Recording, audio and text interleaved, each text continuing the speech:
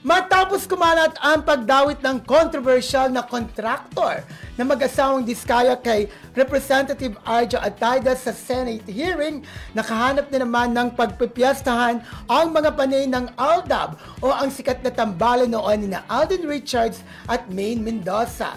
Sa inang isa rito, X na dapat kay Arjo, baka ito na ang tamang panahon para magkabalikan kayo ni Alden. Ganun! Parang hindi naman tamang magkabalikan, di ba? Kung tatandaan nyo, bago pumutok ang balitang ito, ay nagkaroon ng di ba, revelation yung sinabi ni Maine Mendoza na hindi naman siya niligawan ni Alden. Pero nagkagusto diba? siya. Pero nagkagusto siya, pero hindi siya niligawan. Yesterday. So malabo yung sinasabi nila na sayang kung pinili mo si Al. Kasi may mga ganong komento akong nababasa na sayang kung wala sana siyang problema kung si Alden ang pinili niya. Paano nga po mangyayari yon?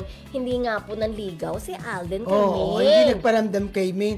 Pero ito mga gusto ng mga iilang fans na ito, hindi na po mangyayari yan, di ba? Very much wala in love. na talaga. Very much in love si Maine. Sabi nga niya, noon pa crush niya na si Arjo. Kaya wala na po tayong magagawa dyan. At kung ano man ang pinagdadaanan ni Arjo, sabi nga ni Maine, ay nandito ako para sa'yo. Correct. Diba? Hindi niya iiwan ang kanyang asawa. Hindi. At yung mga masasabi kong nag-iilusyon pa rin hanggang ngayon, stop na po. Hindi na talaga pwede.